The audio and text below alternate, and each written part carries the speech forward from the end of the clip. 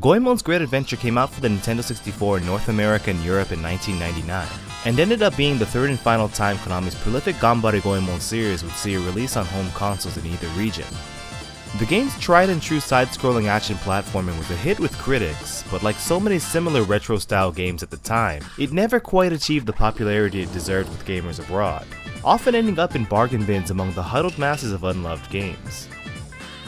In my opinion, Goemon's Great Adventure is one of the best platformers of its generation and is a must-own N64 title. However, this video is not about that game, but rather on one that has a strong connection with it. You see, Goemon's Great Adventure was published in Japan on December 23, 1998 as Ganbare Goemon Deru Douchu Obake Tenkomori, coinciding with another big release for the series, Ganbare Goemon Kurunara Koi Ayashige Ikka no Kuroi Kage for the Sony PlayStation. This was the second Goemon game to come to the PS1, and is one of only 3 titles in the series to feature fully open 3D worlds, the other 2 being Mystical Ninja Star and Goemon on the N64, and Bouken Jirai Katsugeki Goemon for the PlayStation 2. Ganbare Goemon Kurunara Koi Ayashige Ikka no Kuroi Kage can be translated as Ganbare Goemon, if you come, love, the black shadow of the Ayashige clan. Puns are no stranger to the series, and the Kurunara Koi part of the title is a particularly charming and bad play on words. Gameplay is split up into 2 types: 3D action platforming, and the first-person giant robot combat sections the series is famous for. Initially, only Goemon and Ebisumaru are available to use, but shortly into the game, series mainstays Sasuke and Yae also become playable. Characters can be switched at colorful little stations found in town, and all play and feel pretty much the same, which is a departure from other Ganbare Goemon games. Visually, the character models are a mixed bag. Goemon is pretty much spot on. Sasuke looks about right. Ebisumaru seems to be a bit too skinny, and Yae just looks off, and kinda creepy. Oof. It's a little baffling since the transition from 2D to 3D was excellent in the N64 games. Maybe Konami outsourced 3D modeling to a Korean company with this game to save money or something, but the more plausible explanation would be that the other 2 games were developed by Konami's Osaka division, while this one comes from Konami Computer Entertainment Nagoya. Kurunara Koi has analog support, and the left stick can be used to control movement, which is nice and precise, though it may feel a bit floaty at first. The X button is used to jump, and the L1 and R1 buttons shift the camera left and right. The angle and proximity of the camera to the player character is fixed for the most part, and is zoomed in a bit too close in my opinion, often making it hard to tell what's in front of you or where you're going.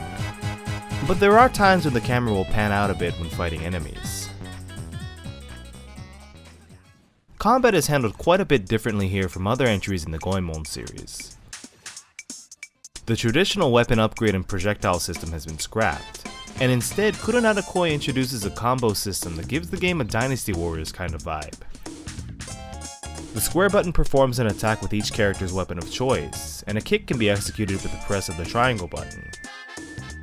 Mixing up these 2 attacks leads to a variety of different combinations, and pressing the analog stick in a certain direction while attacking can change things even further. Almost every single enemy in this game has unnecessarily large amounts of HP, and it will take a long time and several combos just to take down even the basic grunts, which can be pretty annoying. All they ever drop when defeated is money though, so if cash isn't a priority, it's best to just knock them off of cliffs or run past them completely, which is surprisingly easy to do. The only foe you can't run away from are these little bomb guys, but they die in one hit, so defuse and carry on. There are scrolls found in certain levels that can teach each character special moves, but I found that they're pretty useless and hard to perform. The action stages in this game are quite large and mostly follow a strict set path. They're uninterrupted by loading screens, except for the final area, which is a castle broken up into 5 separate floors. Platforming is the main component to any stage, and is implemented really well for the most part, though there are a couple of enemies that make certain jumps a real pain in the ass. Thankfully though, the penalty for falling off of cliffs or into water isn't so harsh, returning you to stable ground with only a small deduction to your hit points. Several types of items can be found scattered about stages in addition to the previously mentioned ability scrolls. There are 2 types of food items which restore health, dango mochi, and rice balls. 3 of each type can be carried at a time, and must be used via the pause menu. Silver and gold lucky cat statues increase the HP bar, and there are so many that I was able to max out the bar about halfway through the game. Finally, there are explosive balls all over the place that can be picked up and thrown at foes, but they're hard to aim and really aren't worth touching at all. Unfortunately, as a whole, the stage design in Kurunada Koi feels a bit flat and uninspired, especially when putting it up against the high standards set by its prequels. Nothing here comes even close to being as creative or visually appealing as a game like Mystical Ninja Star and Goemon, which had some really imaginative and memorable levels. The game's fairly bland stages are hampered even further by the amount of backtracking in them. After reaching the end of any area and accomplishing your goal, rather than teleporting you back to the entrance automatically, you must return to the starting point on your own, wading through the same platforms and enemies all over again. Normally, I don't mind backtracking, but it does get really tedious after a few levels, especially since they're quite long. The first stage in particular needs to be played at least 4 times at different points of the game, with only a couple of new enemies and items added to the map in each playthrough. Another area has you looking for 12 items to progress through the story mode, but only 3 can be held at a time, requiring you to find 3, exit the stage and drop off your newly found stuff in town, and return 3 more times to repeat the cycle. It just reeks of laziness and poor design on the part of the dev team. Towns in Kurunada Koi include all the usual fare of the Goemon series. Restaurants that serve up dishes to restore health on the spot, stores which sell food items and protective charms, and inns where you have the option to sleep over to fully recover, as well as keep a travel log which saves the game. You can talk to villagers, who often provide clues on what's happening or where to go, but this game is pretty linear, so these interactions are optional. Minigames are a tradition in the Goemon series that has its roots all the way back to the original game. But sadly, there are none in town or at any other point throughout this journey. There are 7 total boss fights in Kurunada Koi, but only 1 is fought using the standard control setup, and that isn't until the game is almost over. The other bosses are made up of giant robotic monstrosities that Goemon and company don't stand a chance against. Well, at least without the aid of giant robotic monstrosities of their own. First-person impact fight sections make up a large chunk of this game, perhaps more so than any other title in the series. You can tell the development team really focused their efforts on them, as Ibisumaru, Sasuke, and Yae all get their own special impact robots to control at certain parts of the game. Even though each impact model has a very distinct design, they all control exactly the same way. However, the standard formula for impact battles from previous installments has been modified quite a bit here. First off, there is no warm-up stage where impact blazes a trail of destruction across the land, which is too bad. But, rather than being stuck in a fixed perspective or on rails, battles now take place in a small arena that allows for full 3D exploration. The analog stick handles movement and the L1 and R1 buttons pan the perspective left and right, a setup that makes strafing while attacking easy. The square button shoots out projectiles, which vary in appearance depending on which impact is in play. In past games, there was a limited amount of ammo, but here it's infinite, so this will be your main method of dealing damage to your opponents. A meter is constantly charging up and allows you to perform a special shot using the triangle button. At lower levels, the special shot homes in on or stuns the enemy, which is the ideal time you want to use melee attacks, performed with the circle button. A fully charged shot is a powerful blast that deals a heavy blow to your foe's HP, if it connects. You can also use X to dash, and charge up a meter to perform a super punch, but I never took advantage of either in my playthrough.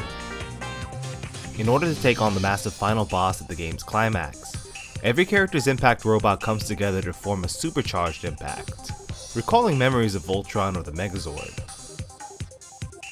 It's pretty cool, but the battle plays out just like any other, taking away from what should have been an epic moment. Disappointed! The game's music is decent enough on its own, but is decidedly one of the weaker soundtracks in the franchise. The graphics are really impressive for a PS1 title, Colorful, high-res, clean, and the frame rate is often silky smooth. But not everything's quite right in the visuals department, as many stages have this ugly blue foggy void in the background, and there are a lot of polygon seams visible in some areas. But perhaps Kurunada Koi's biggest flaw is its length. It can be completed in a mere 3 hours, making it one of the shortest of the Ganbare Goemon games. Pile on the lack of multiplayer support and any real challenge with the gameplay and you have what might be the black sheep of the series. But even with all the negative aspects of the game, I would still recommend it to anyone who's into import gaming. It's a solid 3D platformer, and it also doesn't hurt that it's one of the cheapest Goemon games around either. If you're a fan of the series, then this is a definite pickup for its story and humor alone. If there's one aspect of the previous titles that Kurunada Koi really gets right, it's the wacky and lighthearted nature of the series, and there were more than a few times that I laughed out loud during the game. Less than ideal appearances aside, Goemon and crew are represented really well here, and the spirit of the characters are captured perfectly. Ebisumaru is still the great big weirdo you've come to know and love. Goemon is as hopelessly stoic as he's ever been, and the wise man of Iga has no shame in showing his pervy side. The relationship between Goemon and his kind of sort of girlfriend Omitsu is heavily explored here and is a major theme of the story. This time around, she's kidnapped and set up to be married against her will to the baby boy of the dastardly Ayashiki clan. I think what really adds to the charm and comedy here is that for the first time, dialogue is fully voiced by the main cast.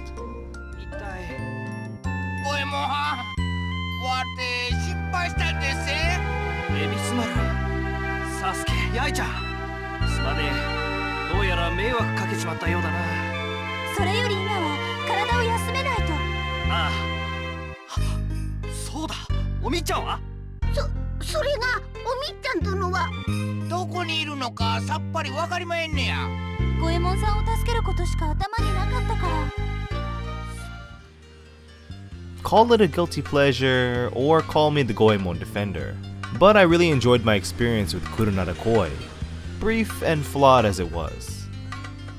Well, with this video I've got coverage of 3 Goemon games down, but still have so many more to go that I don't even want to think about it. But as long as there is import gaming for the win, there will be Ganbare Goemon reviews. You can count on that. As always, thank you for watching the show, and until next episode, take care.